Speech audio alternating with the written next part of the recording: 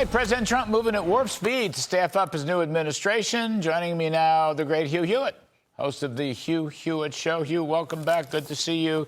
So, all right, Hugh, step back for a minute. Good to see you, Larry. You've seen the pics. We had a new one today. Mike Huckabee, former governor, Arkansas. He's going to be the ambassador to Israel. Anyway, what do you think of this crop? What do you think so far? I've been smiling since Tuesday, Larry, because of the relief with Donald Trump's reelection and the greatest comeback in American political history. But with every name, I get happier. Now, I want a full disclosure. My son works for Mike Waltz, who's going to be the new national security advisor. But I would recommend everyone in the audience read his first book, Warrior Diplomat, his brand new book, Hard Truths. He's a realist. He's not eager to get into any wars, but he believes in peace through strength. He's such a smart guy, and he's a Green Beret. I don't know the last time we had a national security or advisor who's been in a gunfight. That's not a qualification per se, but it certainly adds to the gravity of dispatching American troops in harm's way. I think Elise Stefanik is great. I've only met her on the radio, but she is a great Jean Kirkpatrick, Daniel Patrick Moynihan talent level, be able to speak for the West on behalf of the United States.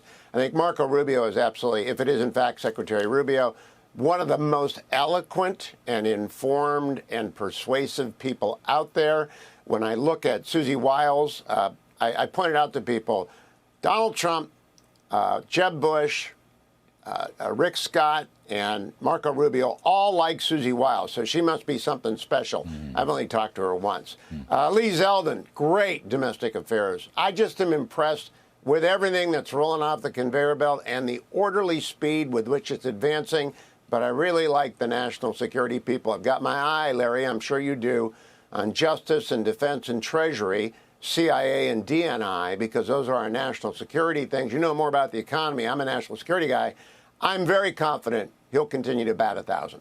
You know, I forget, gee whiz, my memory is short, but some billionaire about a week or two ago said that Donald Trump does not like to surround himself with smart, strong, intelligent women.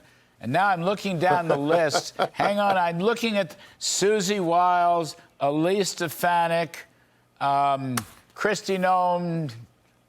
The list is endless. I mean, there may be more. Whatever happened to that? I haven't heard him or Democrats apologize for having said that stupid thing. But here he is, Trump, right out of the gate. Okay, Susie Wiles, Elise Stefanik, perhaps Kristi Noem at DHS, et cetera, et cetera. I'd say that's a pretty impressive list, wouldn't you?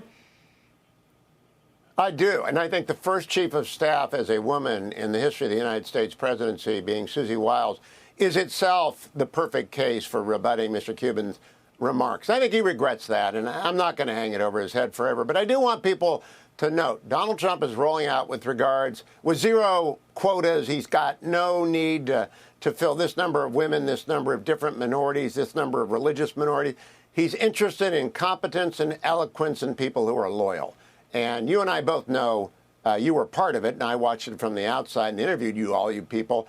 He cares a great deal about getting stuff done. He doesn't want thumb twiddlers. He wants people who will get stuff done. And I know, Larry, you spoke to him candidly. Our mutual friend Robert O'Brien spoke to him candidly. People who speak to him candidly are more than welcome. And he keeps coming back for more. So I'm just very, very relieved that this national security team is taking over for, no matter what their hearts were, it was appeasement, and it's failed. And I noticed that ever since Donald Trump won, the Houthis are reeling it back. The Iranians have gone silent. The Chinese know they're in for a hard time. The North Koreans, the Russians, all of our adversaries know that they've got a real strong man in the Oval Office who's going to be surrounded by very smart, very persuasive advisors. And he's going to go after the border, the deportations, and closing the border down right away. I mean, we'll get the economic jobs reasonably soon.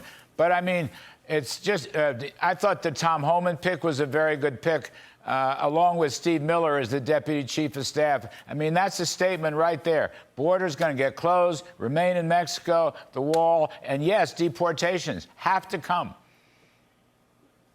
Yeah, Stephen Miller is hated by the left, and it's because he's eloquent and he knows exactly what he wants to get done. And what I like about what the president has said thus far, the president-elect, is he's telegraphing to people who are a continent away, don't come here.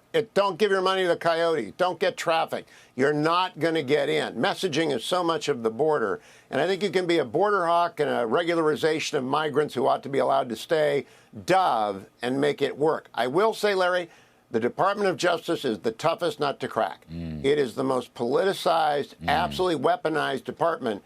Whoever takes that job had better bring a flamethrower with them, because they got to melt all the resistance that's soldered into the walls and make sure that a second Trump presidency isn't submarine and sabotage like the first one was out of the DOJ and the FBI. I was going to say, and the FBI as well. There was a great story in the paper, I don't know, Washington Times, I think, how the FBI was stunned and worried that Trump won. Well, they should be stunned and worried, because they're going to be wholesale changes. You know, he said the night he won in his victory speech, promises made, promises kept, Hugh. Promises made, promises kept. So far, I'd say he's hewing to his word pretty well. Anyway, Hugh Hewitt, wonderful to see you. Thanks ever so much.